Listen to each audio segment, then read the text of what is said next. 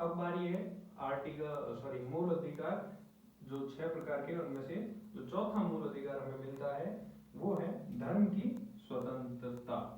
25 से लेके 28 तक अनुच्छेद 25 क्या कहता है?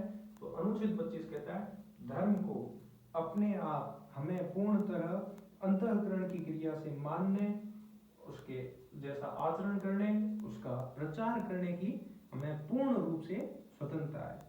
भगवान व उसके रूपों को अपने ढंग से हम मान सकते हैं, अपने आंतरिक संबंध बना सकते हैं, हमें कोई नहीं रोक सकता।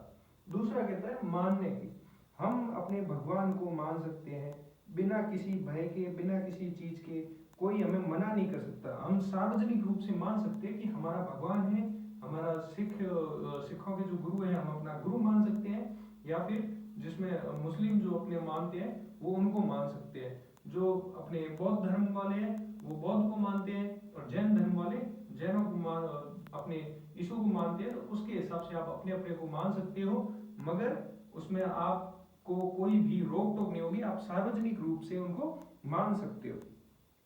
तीसरा पॉइंट इसमें आता है आचरण।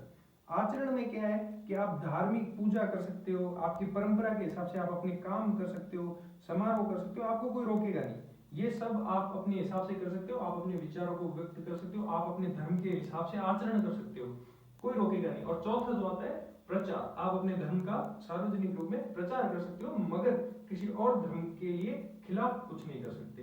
तो ये आपको धार्मिक स्वतंत्रता मिलती है, ठीक है, जो है मूल अधिकार में चौथे के अंदर अनुच्छेद 25 में, ठीक है। उसके बाद आता है अनुच्छेद 26 धार्मिक कार्यों की स्वतंत्रता, ठीक है। आप अपने धर्म का काम कर सकते हैं, ठीक है, कोई भी काम, आप अपना मंदिर बनवाइए, मूर्ति पूजा कीजिए, अपने अलग अलग संपत्ति है जो मंदिर की उसका विस्तार कीजिए, आप कोई पूरा बनाइए मंदिर और उसमें आप पूरा काम कीजिए, आप उसके जो संगठन मेंबर बना सकते हो, संघ बना सकते हो, तो आप अपने धार्मिक कार्य कर सकते हो, उसके ऊपर सरकार का कोई दबाव नहीं होगा।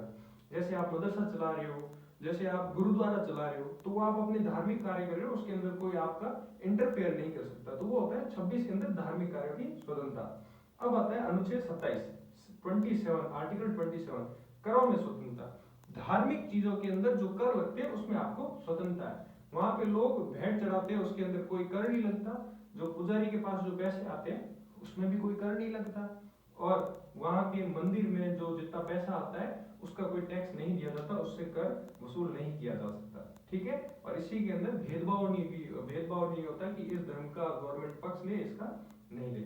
अब आता है आर्टिकल 28 अनुच्छेद 28 जिसके अंदर धार्मिक शिक्षा दी जाती है। ध्यान रहे, गवर्नमेंट किसी भी धर्म को प्रमोट नहीं करती और किसी का भी विरोध नहीं करती। गवर्नमेंट में सभी, सरकार में सभी समान है।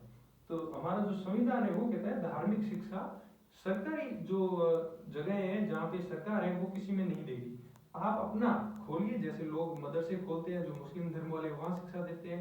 गुरुद्वारा में वो अपने धर्म का प्रचार करते हैं, अपने धर्म की शिक्षा देते हैं। हिंदू धर्म वाले वो अपने मंदिरों में शिक्षा देते हैं। वैसे आप अपनी पाठशाला बना सकते हैं, उसके अंदर आप अपनी शिक्षा दे सकते हैं, मगर गवर्नमेंट के रूप में आप किसी को बाध्य नहीं कर सकते कि मेरी शिक्षा ले या मेरे धर्म की शिक्षा पढ़े, अपने धर्म की शिक्षा के ऊपर बाध्यकारी करे किसी नागरिक के ऊपर, तो वो इसके अंदर नहीं होगा। हम विस्तृत इसको पढ़ेंगे अभी हाल फिलहाल के लिए जो हमें देखे आर्टिकल 28 तक। अब इसके बाद हम देखते हैं हमारा 5वां मूल अधिकार, और वो अनुच्छेद 29 और 30।